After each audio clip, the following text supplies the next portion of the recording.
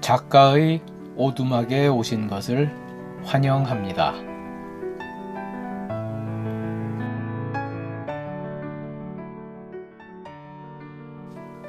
제가 쓴 소설을 직접 읽어드리는 오디오북 소설 붕어빵입니다.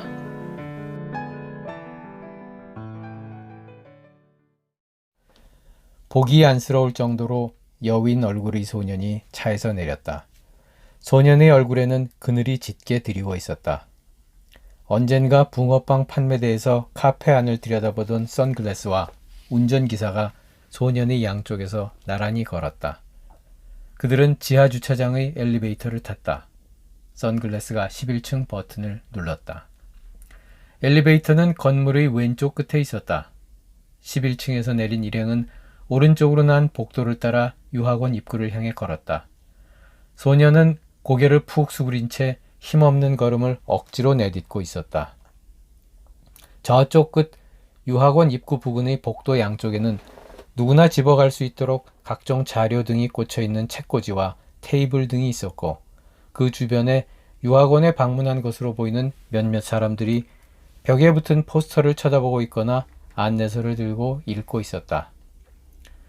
그 사람들 중에는 복도 끝 비상계단 입구 앞에 반쯤 돌아서 있는 여학생도 있었다. 소년 일행이 엘리베이터에서 내렸을 때 계속 엘리베이터 쪽을 주시하고 있던 그 여학생은 전화로 메시지를 보내며 동시에 자연스럽게 몸을 살짝 돌려서 일행이 자신의 얼굴을 보지 못하게 하려는 듯한 행동을 취했다. 소년 일행이 유학원 입구에 거의 가까워졌을 때 어떤 안경 낀 남자가 안쪽에서 문을 열며 밖으로 나왔다. 그 남자는 소년을 보자 아는 척을 하며 반겼다. 학생, 딱 시간 맞춰서 왔네. 기다리고 있었어. 오늘 인터뷰 교육 받으러 온 거 맞지? 소년은 그 남자를 제대로 쳐다보지도 않고 건성으로 고개를 끄덕거렸다. 그 남자는 소년의 양옆에 장승처럼 버티고 서 있는 선글라스와 기사를 번갈아 보았다. 어느 분이 비서신가요? 선글라스가 대답했다. 네, 제가 학생 어머니 비서인데 대신해서 데려왔습니다. 아, 예, 그러시군요. 수고 많으십니다. 교육이 약 1시간 정도 걸리는데 그동안 두 분은 지하 커피숍에 가셔도 되고 아니면 이 안쪽 대기실에 계셔도 됩니다. 거기 커피 자판기도 있고 생수도 있으니까 불편하시지는 않을 겁니다. 그 남자는 친절하게 안내해 주었다. 그리고는 소년의 손목을 잡고 말했다. 교육장은 12층이야. 바로 위니까 우리 이쪽 계단으로 걸어서 올라가자. 그게 빨라. 괜찮지? 그러면서 남자는 선글라스를 돌아보았다. 자, 그러면 1시간쯤 후에 이 안쪽 대기실로 학생을 데려올 테니 그리 하시고 편하신 곳에 가 계세요. 이따 뵙겠습니다. 선글라스와 기사는 잠시 말을 나누더니 대기실에 있겠다고 했다. 남자와 소년은 비상계단 문을, 그리고 선글라스와 기사는 유학원 정문을 거의 동시에 열었다. 그런데 그때 유학원으로 들어가려던 선글라스가 힐끗 비상계단 쪽을 돌아보았다. 남자와 소년이 방금 들어간 비상문으로 어떤 여학생이 곧바로 뒤따라 들어가는 것이 보였다. 그 모습을 쳐다보는 선글라스의 눈빛이 날카로웠다. 뭐예요? 안 들어오고? 먼저 들어가서 문을 잡고 기다리던 기사가 재촉했다. 선글라스는 고개를 갸웃거리며 천천히 기사를 따라 들어갔다. 그는 대기실 의자에 앉았다. 저 여학생 어디선가 본 것 같은데. 생각을 쥐어짜는 그에게 기사가 물었다. 뭐 마실래요? 밀크커피? 블랙? 기사로부터 받아든 밀크커피를 한 모금 마신 선글라스는 아까 비상계단으로 나가던 소녀의 뒷모습을 떠올리며 어디에서 봤는지 기억해내려고 미간을 찡그리며 애를 썼다. 인상을 쓰던 그가 갑자기 고개를 번쩍 치켜들었다. 뭔가를 생각해낸 것 같았다. 이런 빌어먹을. 소리를 지르며 벌떡 일어서는 선글라스를 기사가 깜짝 놀란 눈으로 바라보았다. 왜요? 저것들 잡아야 돼. 커피잔을 집어던지고 유학원 밖으로 용수철처럼 튀어나가는 선글라스를 기사는 뭣도 모르고 쫓아갔다. 위층 뒤져봐. 애 거기 있나. 난 아래쪽으로 내려갈 테니. 선글라스는 기사에게 소리치고는 비상계단 문을 획 밀어젖히고 아래쪽으로 내달렸다. 기사는 허둥지둥 위층으로 향했다. 계단 전체에 우당탕탕 소리가 시끄럽게 울려 퍼졌다. 소년과 가부키, 가짜 유학원 직원인 페인이 비상계단 3층을 막 지나 2층으로 향할 무렵 그들은 위쪽에서 나는 요란한 발걸음 소리를 들었다. 누군가가 아주 빠른 속도로 내려오고 있음이 분명했다. 안 되겠다. 내가 최대한 막아볼 테니 너희들은 빨리 달아나. 플랜 B 시작이야. 페이는 서둘러 아이들을 내려보내고는 계단에서 3층으로 향하는 문을 밀고 들어갔다. 3층 복도로 들어간 그는 가장 먼저 눈에 띈 화재경보 비상벨로 재빨리 달려갔다. 비상벨을 누르며 그는 있는 힘껏 소리를 질렀다. 불이야! 건물 전체를 요란한 비상벨 소리가 한순간에 뒤덮었다. 놀란 사람들이 건물 안 여기저기서 뛰어나왔다. 수많은 사람들이 일시에 비상계단으로 몰렸다. 화재경보기가 울렸을 때 선글라스는 아직 4층 계단을 완전히 통과하지 못하고 있었다. 선글라스는 경보와 동시에 3층 비상계단으로 들이닥친 사람들과 맞닥뜨리게 되었고 그 속에 뒤엉켜버렸다.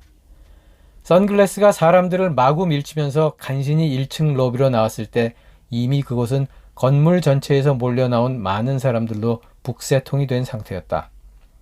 간신히 건물 밖으로 나와서 좌우를 둘러보았지만 소년의 모습은 찾을 수 없었다. 기사에게 전화를 걸었다. 기사는 받지 않았다. 아마 지금 기사는 비상계단을 따라 정신없이 뛰어내려오고 있는 중일 것이었다. 조금 지나서야 간신히 기사와 연락이 닿았다. 기사 또한 소년을 발견하지 못했다고 했다. 전화기를 꺼내 귀부인의 번호를 누르는 선글라스의 손이 떨리고 있었다. 플랜 B라고 해서 뭐 별로 대단한 것은 아니었다. 그들의 계획이 금방 들통이 날 경우 가부키 혼자 소년을 데리고 달아나는 것이었다. 그렇다면 플랜 A는 바로 들통나지 않은 상태에서 셋이 함께 달아나는 계획이거나 대충 그 비슷한 정도였을 것이다. 여하튼 그들은 건물을 빠져나오자마자 바로 앞에서 택시를 잡아놓고 기다리고 있던 오지랖을 발견했다. 오지랖이 넘겨준 택시를 타고 재빨리 작전 현장에서 벗어난 그들은 그 길로 고속버스 터미널로 향했고 거기에서 미리 표를 끊어놓은 버스에 올라탔다. 버스가 출발하자마자 가부키는 페인과 오지랖에게 문자를 날렸다. 고속버스 탑승 완료. 목표 지점으로 이동 중. 붕어빵은 안전함. 그리고는 바로 엄마에게 전화를 걸었다. 엄마, 난데. 둘을 보내고 곧바로 다른 택시를 잡아탄 오지랖은 가부키의 문자를 받자마자 소년의 엄마에게 전화를 걸었다. 여보세요? 저예요. 안녕하세요. 지금 어디 계세요? 카페요. 잘 됐네요. 제가 지금 급히 뵙고 말씀드릴 게 있어서요. 갑작스레 죄송하지만 그럴 만한 사정이 있었으니까 이해 좀 해주세요. 자세한 건 도착해서 말씀드릴 테니 일단 지금은 어디 다른 데 가지 마시고 카페에서 기다려주세요. 꼭이요. 한 20분 후면 도착할 수 있어요. 그럼 조금 이따 뵐게요. 건물 하나를 난장판으로 만들어 놓은 주범인 페이는 놀라서 우왕좌왕하는 사람들 틈에 숨어서 상황을 살폈다. 가부키와 소년 그리고 오지랖이 택시를 타고 작전 현장을 빠져나가는 모습을 확인했고 곧이어 당황해하는 선글라스와 기사를 발견했다. 그들은 어디론가 전화를 하더니 건물 안으로 뛰어들어가려고 했다. 아마 주차장에 세워놓은 차로 가려는 것 같았다. 그러나 건물 입구에서는 보안 요원들과 이미 출동한 경찰들이 들어가는 사람들을 통제하고 있었다. 그들은 건물 옆으로 돌아 차들이 들어가는 주차장 입구로 뛰어들어갔다.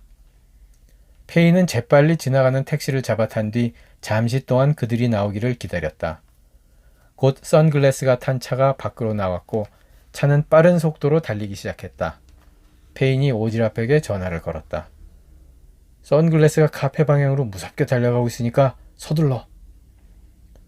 통화를 마친 페인은 그제야 택시 의자 등받이에 몸을 기댔다. 다리가 후들후들 떨렸다. 방금처럼 빨리 달려본 게 도대체 얼마만인지 짐작도 가지 않았다. 휴, 이 일이 마무리되고 나면 앞으로는 운동을 좀 해야 되겠다. 그런데 이 일을 마무리 지을 수는 있기는 한 걸까? 내가 도대체 무슨 짓을 하고 있는 거지? 그는 눈을 지그시 감았다. 피식 헛웃음이 나왔다. 페인이 과학고를 2년 만에 조기 졸업하고 카이스트에서 컴퓨터를 전공한 수재임을 아는 이웃은 없었다. 그저 프로그램을 할 줄 아는 게임 페인 정도로 알려져 있을 뿐이었다. 그는 20대 중반에 최초로 창업을 했다. 자신과 친구들이 함께 개발한 소프트웨어를 기반으로 하드웨어를 접목시켜 정보통신 장비의 성능을 혁신적으로 끌어올릴 수 있도록 하는 것이었다. 새로 창업한 패기 넘치는 젊은이답게 그는 하루 15시간씩 미친 듯이 일에 몰두했다. 그러나 이 훌륭한 프로그래머는 비즈니스 경험이 너무 부족했다. 어느 날 정신을 차리고 보니 약 3년간 노력한 성과물이 하드웨어 회사의 소유물이 되어 있었다. 아직 자신이 많이 부족한 탓에 그렇게 되었다고 스스로를 반성하고 젊은이답게 툭툭 털고 일어섰다. 그는 견문과 실력을 넓히기 위해 실리콘밸리로 건너갔고 그곳에서 소프트웨어 개발에 관한 지식과 정보뿐 아니라 첨단 기술 기반의 스타트업 비즈니스를 어떻게 키워나가야 하고 어떤 식으로 가치를 인정받아야 하는지 배웠다. 새로운 세상이 열리는 것 같았다. 그는 희망에 부풀어 귀국길에 올랐다. 그러나 그는 또다시 쓴맛을 봐야만 했다. 새로운 것을 성공적으로 개발하여 그 기술을 필요로 하는 곳에 그 가치를 제대로 받고 팔고 그 수입으로 또 다른 것을 개발하고 이런 식으로 새로운 세계를 끊임없이 열어나가는 것이 그의 꿈이었다. 그러나 그런 식의 사업 생태계가 이 나라에는 존재하지 않았다. 예를 들어 온라인으로 안전하게 결제를 하고 돈을 주고받을 수 있는 프로그램을 만든 사람이 이 회사를 팔아 로켓을 만드는 회사와 전기자동차 회사를 차리는 일은 저기 먼 미국에서나 일어나는 것일 뿐 국내에서는 실현되기 어려웠다. 간신히 개발해 놓은 기술을 판로를 막아 회사를 망하게 한 후 헐값에 빼앗다시피 가져가거나 여러 경로를 통해 작은 회사의 손발을 묶어놓고 자신들이 비슷한 기술을 만들어버리는 일이 비일비재했다. 그는 연이은 실패 후 힘을 잃고 주저앉아 버렸다. 실패가 가져다준 고통보다 비전이 보이지 않는 갑갑한 현실이 주는 우울함이 그를 더욱 무기력하게 만들었다.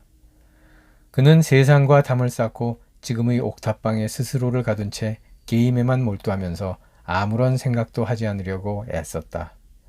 간간히 소프트웨어 개발 용역을 받아 최소한의 생계만 해결했다. 미래, 희망, 이런 것들은 머리에 떠올리지도 않았다. 그렇게 옥탑방에 틀어박혀서 할 일 없이 세월만 보내던 그에게 갑자기 희한한 일들이 일어나기 시작했다. 그의 인생에서 함께 어울릴 기회조차 별로 없었던 부류의 사람들과 얽혀서 그에게 일어날 것이라고 상상도 해보지 않았던 일들을 겪게 된 것이다.